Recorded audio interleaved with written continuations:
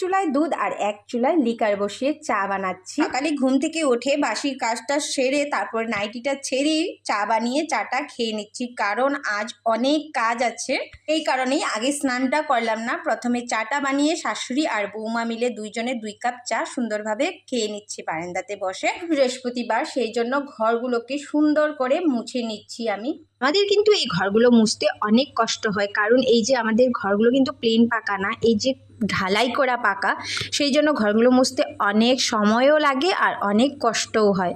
আমি কিন্তু খুব কমই ঘরটা মুছি, শাশুড়ি মাই বেশি মুছে। তারপর ঘর মোছা হয়ে গেছে, তারপর এই যে আইরিশকে নিয়ে ব্রাশ করাচ্ছি। এটাও কিন্তু অনেক বড় একটা টাস্ক, ব্রাশ করানো মেয়েকে, ওকে ব্রাশ করানো অনেক কষ্ট। তারপর এই যে অল্প কাপড় কেচেছি, কাপড়গুলো কেচে রোদে দিচ্ছি। তারপর আলু সিদ্ধ, ভাত আর কালকের এই যে শুটকির একটা ভাজা ভাজা চাটনি ছিল, সেটা দিয়েই ভাত দিয়ে দিলাম। রুটি বানানোর সময় ছিল না আমার, আজ বৃহস্পতিবার, পূজাও দিব, রাতে বসলে অনেক সময় লেগে যাবে, সেই জন্য আমি আর রুটি করলাম না, আলু সিদ্ধ ভাতেই বানিয়ে নিলাম। তারপর এই যে বাসনগুলো ধুয়ে সুন্দর করে রাখা স্ট্যান্ডটাতে গুছিয়ে নিচ্ছি।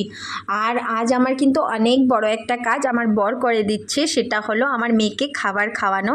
এই কাজটাও কিন্তু অনেক বড়, ওকে খাওয়ানো অনেক কষ্ট হয়। তো আজ ওর পাপার সাথেই সে ভাত খেয়ে নিচ্ছে, আর কিন্তু অনেক বড়ই একটা হেল্প হলো। তারপর ওই যে স্কুলে যাবে, সেই জন্য কাপড় চোপড় রেডি করে দিলাম ওকে। তারপর বসে পড়লাম একটু ফিশ কাটার জন্য, অল্প মাছ ছিল, আইরিশের জন্য শিঙি মাছ ছিল, সেগুলোকে কেটে নিচ্ছি। তারপর ব্যাগটাকে সুন্দর করে ক্লিন করে নিজের রুমটাকেও মুছে নিলাম। আর আগে কিন্তু আমি আমার রুমটা মুছিনি, বাইরে মুছেছি। তারপর স্নান টান করে ঠাকুর পূজা দিয়ে নিচ্ছি। কেমন লাগছে আমার ঠাকুরকে কমেন্টের মাধ্যমে নিশ্চয়ই জানাবেন। সবাই ভালো থাকুন।